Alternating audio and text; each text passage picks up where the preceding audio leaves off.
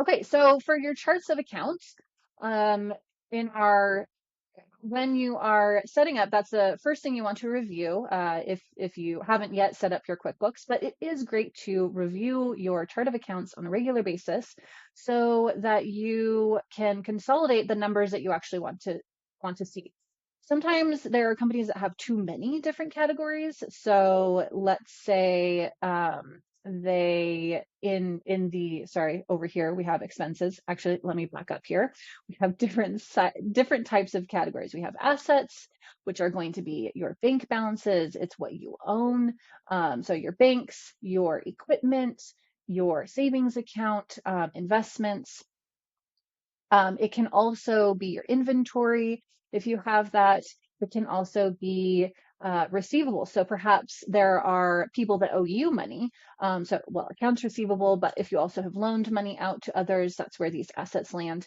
You have liabilities, what you owe. So this is going to be potentially any credit cards or bank loans, or perhaps you have personal loan or business loans, other business loans that are on here. And then you have your equity, which is going to be kind of what the owner has put in or taken out, or partners, what has been put in or out of the business.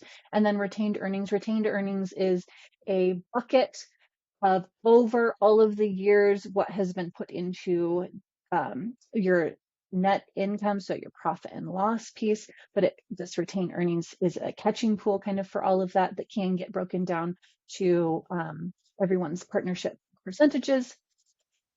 You have your revenue, your income, so any different line items that you have for your sales. We like to keep these in more general pockets. So if you have a service, we like to see that. And then if you have products, we like to see that. And then there are other reports that you can drill down further into.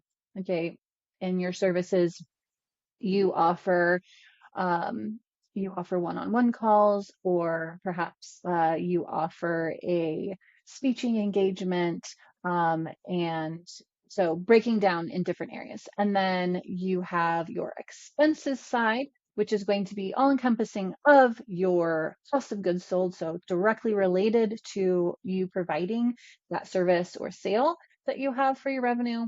And then you also have your overhead, so payroll and rent and insurance and all these other things. So, like I had mentioned, there are a lot of companies that have a conglomerate amount of items. QuickBooks doesn't do it as much anymore, but you used to put in your industry and then it would give you an itemized example of what to use in that industry for your chart of accounts. And although that's helpful, at the same time, it just creates a lot of different accounts that you may or may not use. So you may have like dues and subscriptions in one area and software and apps in another area. And those are kind of the same thing.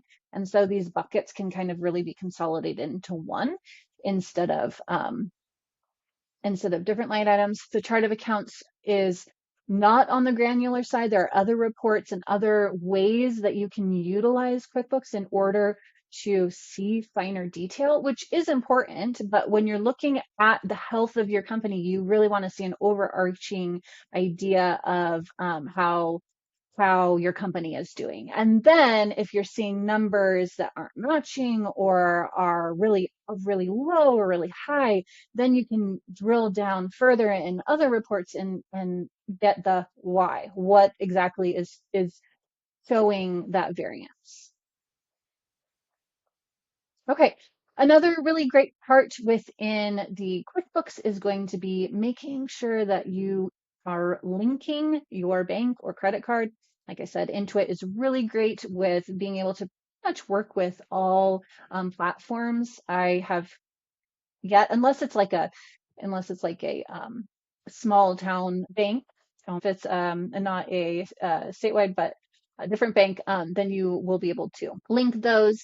And if you're unable to do that, you can also import them through downloading a CSV file and then uploading it there. And we like to do these imports because there is less errors in a transaction getting missed. Now, Sometimes you do, it is a very nuanced area. Perhaps if your bank got unlinked and relinked, there may be some duplications in there.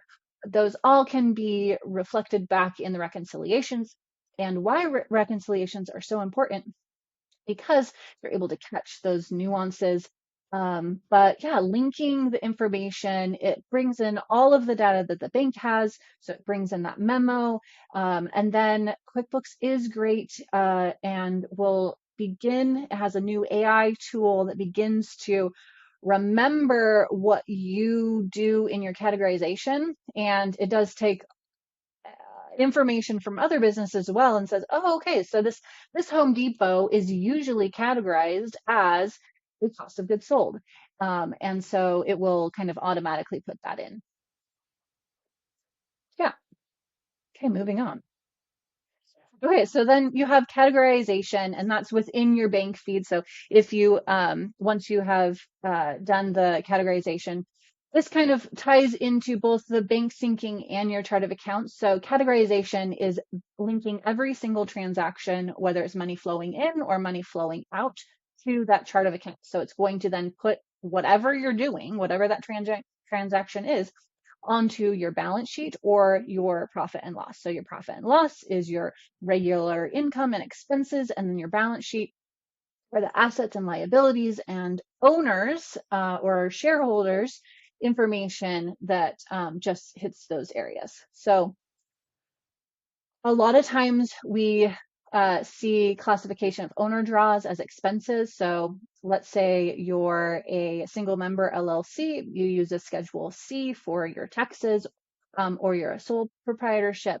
We see a lot of times that your draws are put on your profit and loss.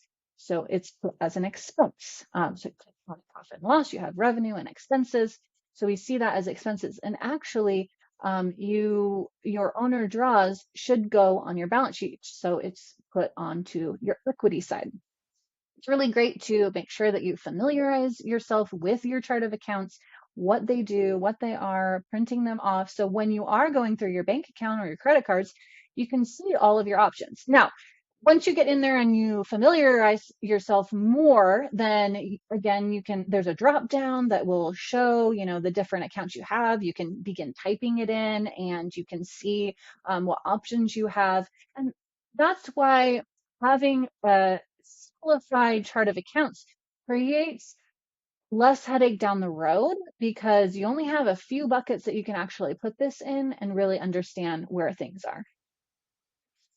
And then transfers, sometimes those come in. So if it's owner putting in money, sometimes we see that put in as income. It's not, you're just making sure that there's funds to pay the bills. So that's a balance sheet item. We don't want to show it as revenue, unless for whatever reason, somehow you got money put in from that you were paid and you accidentally put in your personal side. So you need to throw it over in your business. But in general, no, it should go on your balance sheet.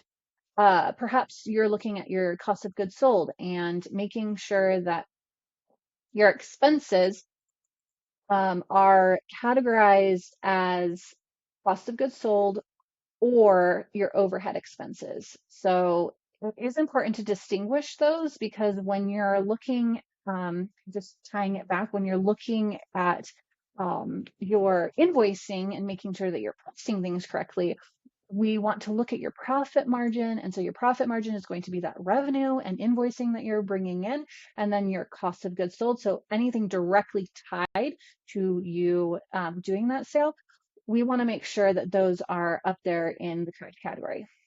A lot of times this can actually reflect within like payroll. So if you have someone doing your office work, your administration work, although they are sending out invoices or calling customers or making sure that employees are scheduled correctly, this is actually an administrative task. So it is just part of business. Where if you have someone that is going out and directly selling something to a client, that, or doing a service for them, that is your cost of goods sold. Sometimes we see sales tax categorized as an expense. So that's just ensuring that everything is mapped correctly within QuickBooks and that is putting in the right buckets, because sales tax is not actually an expense on a regular basis, but you're actually just holding those funds in order to pay it out for someone else. So just making sure that those are categorized. And then, yeah, too many categories. So simplifying that chart of accounts and making sure it's all good. Okay, let's see. What else do we have here? So we owner draws distributions, equity. Let's see. That those are minor nuances, but when you're reviewing your chart of accounts, that's kind of where we want to look at that. I definitely prefer if you have a credit card in your bank account, when you are making that credit card payment, that within the system you're actually doing a transfer and not what is called a credit card payment. I like to do that only because there's a limitations within the software in case there are errors in fixing it. Transfers are a lot easier. We did touch about the cost of goods sold, making sure that they are direct costs and not your overhead costs. Sales tax, yep, we talked about that.